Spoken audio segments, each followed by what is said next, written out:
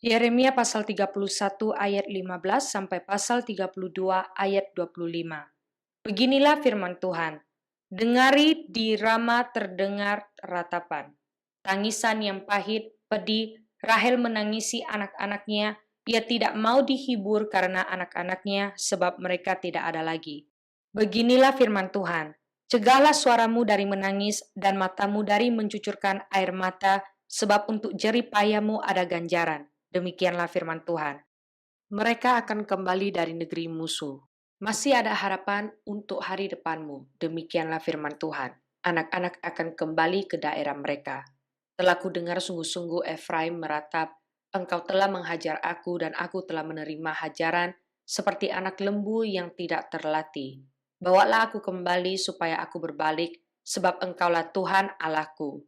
Sungguh, sesudah aku berbalik aku menyesal, dan sesudah aku tahu dan diriku, aku menepuk pinggang sebagai tanda berkabung. Aku merasa malu dan bernoda, sebab aku menanggung aib masa mudaku. Anak kesayangankah gerangan Efraim bagiku, atau anak kesukaan? Sebab setiap kali aku menghardik dia, tak putus-putusnya aku terkenang kepadanya. Sebab itu hatiku terharu terhadap dia. Tak dapat tidak aku akan menyayanginya, demikianlah firman Tuhan.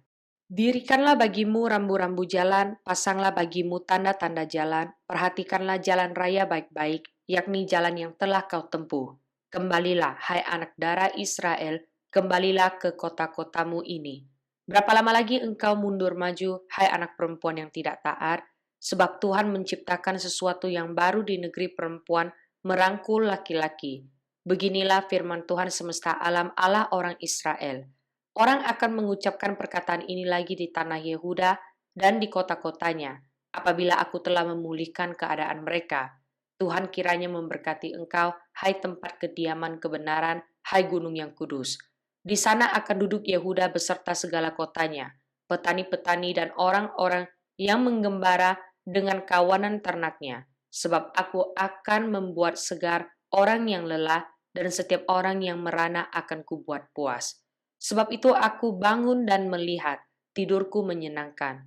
Sesungguhnya waktunya akan datang, demikianlah firman Tuhan, bahwa aku akan melimpahi kaum Israel dan kaum Yehuda dengan benih manusia dan benih hewan. Maka seperti tadinya aku berjaga-jaga atas mereka untuk mencabut dan merobohkan, untuk meruntuhkan dan membinasakan dan mencelakakan. Demikianlah juga aku akan berjaga-jaga atas mereka untuk membangun dan menanam. Demikianlah firman Tuhan.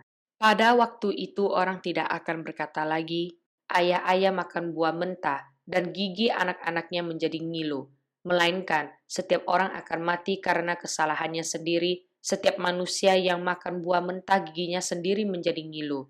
Sesungguhnya akan datang waktunya, demikianlah firman Tuhan, aku akan mengadakan perjanjian baru dengan kaum Israel dan kaum Yehuda. Bukan seperti perjanjian yang telah kuadakan dengan nenek moyang mereka pada waktu aku memegang tangan mereka untuk membawa mereka keluar dari tanah Mesir. Perjanjianku itu telah mereka ingkari, meskipun aku menjadi tuan yang berkuasa atas mereka. Demikianlah firman Tuhan.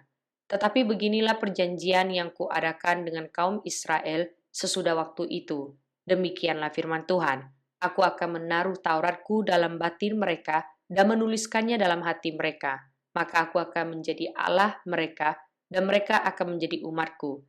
Dan tidak usah lagi orang mengajar sesamanya atau mengajar saudaranya dengan mengatakan, kenalah Tuhan, sebab mereka semua besar kecil akan mengenal aku, demikianlah firman Tuhan. Sebab aku akan mengampuni kesalahan mereka dan tidak lagi mengingat dosa mereka.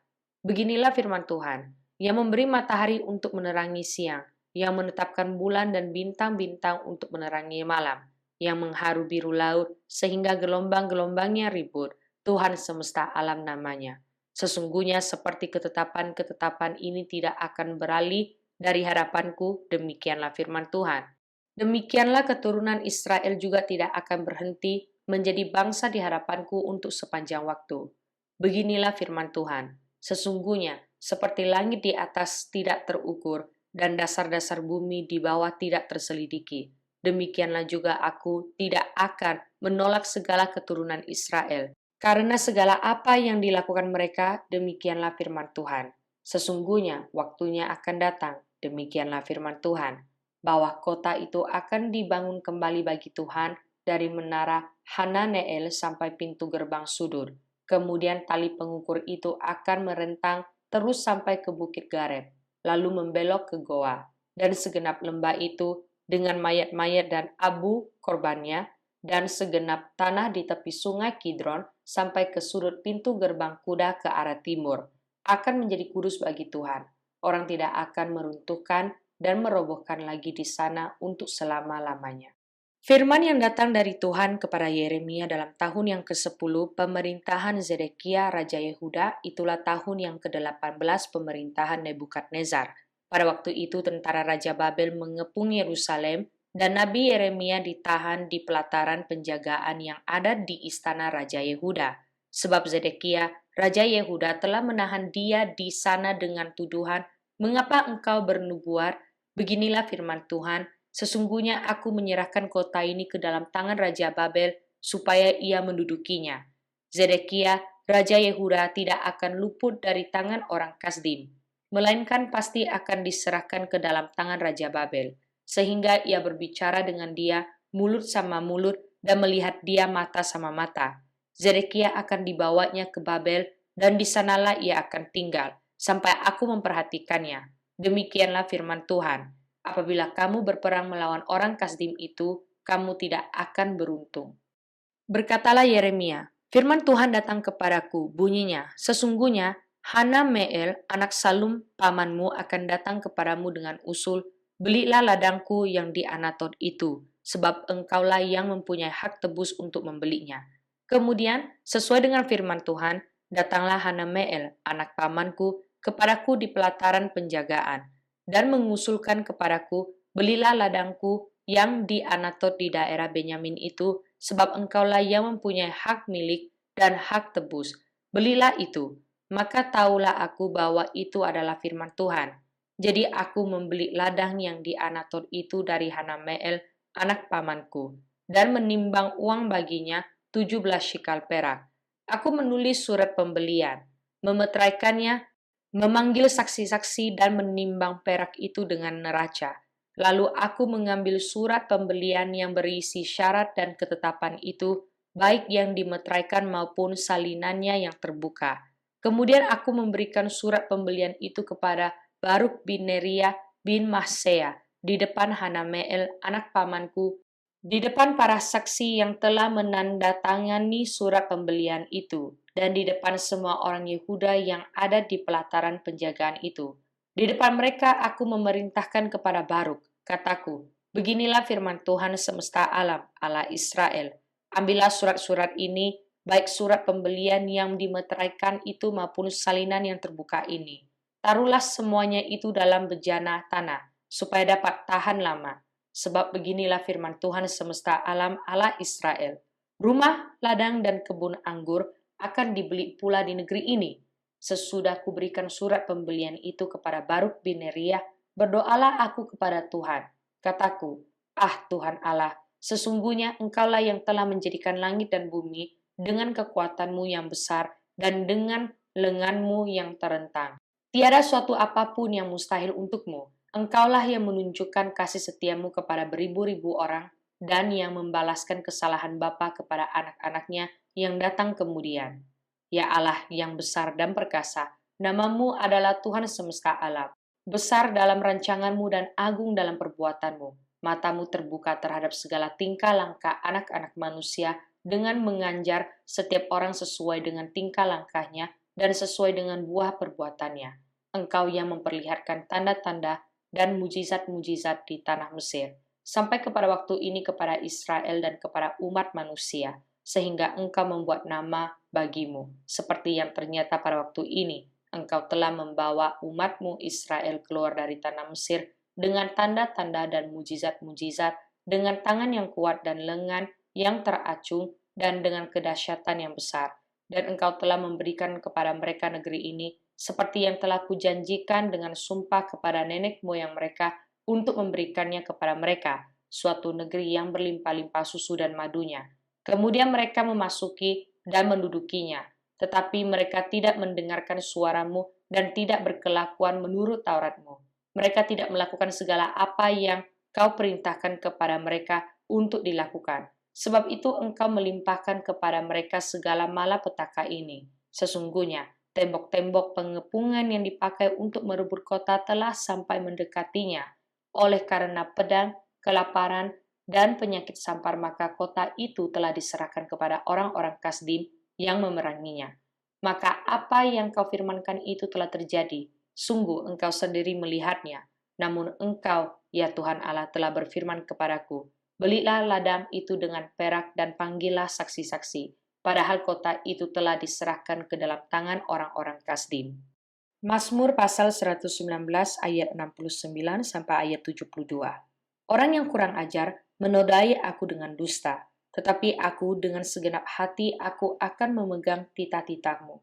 Hati mereka tebal seperti lemak, tetapi aku, Tauratmu ialah kesukaanku, bahwa aku tertindas itu baik bagiku, supaya aku belajar ketetapan-ketetapanmu. Taurat yang kau sampaikan adalah baik bagiku, lebih daripada ribuan keping emas dan perak. Amsal pasal 25 ayat 25 sampai ayat 26. Seperti air sejuk bagi jiwa yang dahaga, demikianlah kabar baik dari negeri yang jauh. Seperti mata air yang keruh dan sumber yang kotor, demikianlah orang benar yang khawatir di hadapan orang fasik. 1 Timotius pasal 6 ayat 1 sampai ayat 21. Semua orang yang menanggung beban perbudakan hendaknya menganggap tuan mereka layak mendapat segala penghormatan agar nama Allah dan ajaran kita jangan dihujat orang. Jika tuan mereka seorang percaya, janganlah ia kurang disegani karena bersaudara dalam Kristus, melainkan hendaklah ia dilayani mereka dengan lebih baik lagi. Karena tuan yang menerima berkat pelayanan, mereka ialah saudara yang percaya dan yang kekasih. Ajarkanlah dan nasihatkanlah semuanya ini. Jika seorang mengajar ajaran lain dan tidak menurut perkataan sehat, yakni perkataan Tuhan kita Yesus Kristus, dan tidak menurut ajaran yang sesuai dengan ibadah kita, ia adalah seorang yang berlagak tahu padahal tidak tahu apa-apa. Penyakitnya ialah mencari-cari soal dan bersilat kata, yang menyebabkan dengki, cedera, fitnah, curiga, percekcokan antara orang-orang yang tidak lagi berpikiran sehat dan yang kehilangan kebenaran, yang mengira ibadah itu adalah suatu sumber keuntungan. Memang ibadah itu kalau disertai rasa cukup memberi keuntungan besar, sebab kita tidak membawa sesuatu apa ke dalam dunia dan kita pun tidak dapat membawa apa-apa keluar. Asal ada makanan dan pakaian cukuplah. Tetapi mereka yang ingin kaya terjatuh ke dalam pencobaan, ke dalam jerat dan ke dalam berbagai-bagai nafsu yang hampa dan yang mencelakakan, yang menggelamkan manusia ke dalam keruntuhan dan kebinasaan. Karena akar segala kejahatan ialah cinta uang, sebab oleh memburu uanglah beberapa orang telah menyimpang dari iman dan menyiksa dirinya dengan berbagai-bagai duka. Tetapi engkau, hai manusia Allah, jauhilah semuanya itu. Kejarlah keadilan, ibadah, kesetiaan, kasih, kesabaran, dan kelembutan. Bertandinglah dalam pertandingan iman yang benar dan rebutlah hidup yang kekal. Untuk itulah engkau telah dipanggil dan telah engkau ikrarkan ikrar yang benar di depan banyak saksi. Di hadapan Allah yang telah memberikan hidup kepada segala sesuatu dan di hadapan Kristus Yesus yang telah mengikrarkan ikrar yang benar itu juga di muka Pontius Pilatus, kuserukan kepadamu, turutilah perintah ini dengan tidak bercacat dan tidak bercela, hingga pada saat Tuhan kita Yesus Kristus menyatakan dirinya, yaitu saat yang akan ditentukan oleh penguasa yang satu-satunya dan yang penuh bahagia, Raja di atas segala raja dan Tuan di atas segala tuan. Dialah satu-satunya yang tidak takluk kepada maut, bersemayam dalam terang yang tak terhampiri. Seorang pun tak pernah melihat dia, dan memang manusia tidak dapat melihat dia. Baginya lah hormat dan kuasa yang kekal. Amin.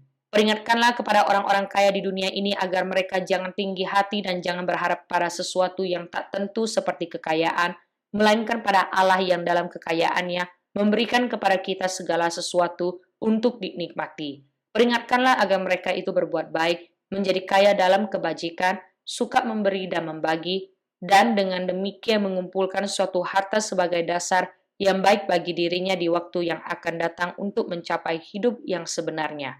Hai Timotius, peliharalah apa yang telah dipercayakan kepadamu. Hindarilah omongan yang kosong dan yang tidak suci dan pertentangan yang berasal dari apa yang disebut pengetahuan, karena ada beberapa orang yang mengajarkannya dan dengan demikian telah menyimpang dari iman. Kasih karunia menyertai kamu.